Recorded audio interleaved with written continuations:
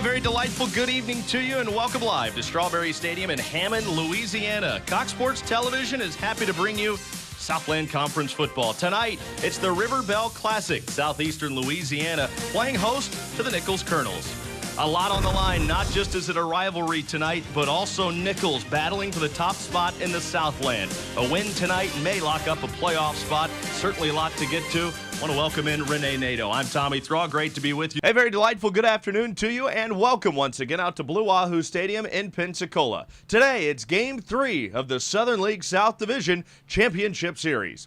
Hi again, along with Chris Garagiola, I'm Tommy Thaw. Chris, the Wahoos with a win today can end up sweeping this series and claiming a share of the Southern League title. Last night, the Wahoos got it done again. Big hitting, great pitching. The second straight night, the Wahoos have had a tremendous start turned in. And last night, it was Jose Lopez. He was a couple of guys that you want to keep an eye on tonight. For Biloxi, Brett Phillips finally breaking out, and the Wahoos are certainly happy to have Bo Amaral back. Yeah, Brett Phillips, a Brewers top draft pick. Right now, he's hotter than Pokemon Go. He's 12 for his last 25. Well, let's welcome in the third member of our broadcast team with more on this series between these two teams, Carly McCord.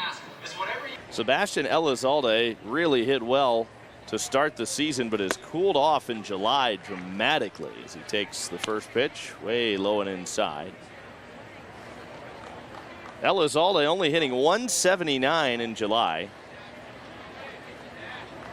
and his average has reflected that, dipping down to 266. He was hitting 299 at the end of June.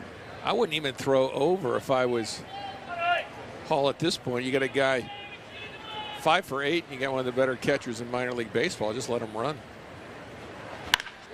Elizalde puts a charge into this one. Phillips going back, and he's out of room.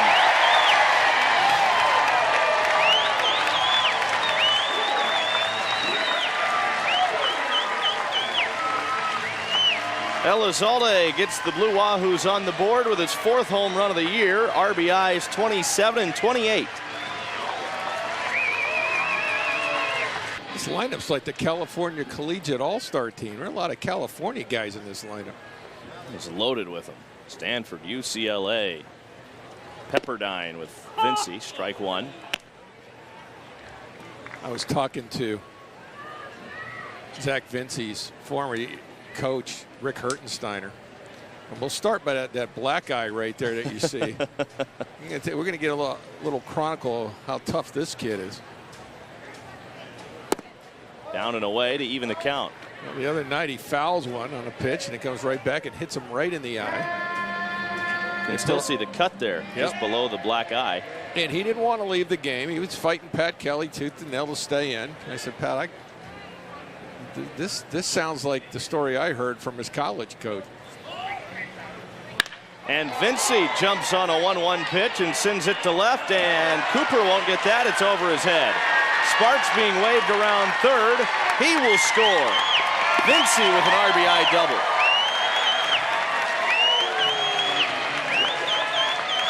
He's up for the Walter Payton Award this year, and we're seeing why. He's had himself a big night. Now it looks like Walker wants to option. Pitches. There goes Cooper on the side. Just couldn't get around Imani Martin. Imani Martin is just what a good strong safety he is out of East St. John. He had 14 interceptions in high school, 4 for touchdowns. He is all over the field. He plays like a strong safety, like a linebacker, a deadly tackler, and he's over 50 stops for the season. Just the junior's got 195 career tackles for the Colonels. They go the other way this time. There's the pitch. And now in space, it's Petit Ferrer going down the sidelines. Can he win the foot race? He will. 85 yards for Jawan Petit Ferrer, putting Southeastern in front for the first time tonight. And welcome into the Coach Shinnick Show. So much to get to, all of that and plenty more. And we welcome in now head coach Pete Shinnick. You haven't seen the offense struggle like that this season at all. It just looked like Caleb was a little bit out of sync in that one. Yeah, and I think he was. Welcome back to the Coach Shinnick Show. It's another busy weekend for Argo Athletics with 4 other teams in action. We start with volleyball. After running the table in the GSC, Melissa Walters' team earned the right to host the conference tournament for the 3rd time in as many years. This year, they got to taste the sweet nectar of revenge.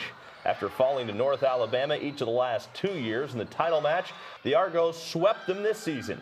It is the Argos' 7th GSC championship. The dominant tournament landed 3 Argos on the all-tournament team. Jordan Poppin, Monique St. Cyr, and Rachel Neblett were all recognized, with Neblett taking home most outstanding player honors with 23 kills, 11 blocks, and a .512 hitting percentage. Now nationally ranked at number 17, the Argos turn their attention to the regional tournament in Lakeland. They're the 3 seed. Walter really likes the way this team has come together. They played so well all season. They still finished with a 13-1 record on the year. Plus, they've got a lot of their offense coming back next year, so this is a team that's very confident in next season. Of course, it's going to take a little while for the sting of this one to wear off. From Camping World Stadium in Orlando, Tommy Thrall, Channel 3 Sports.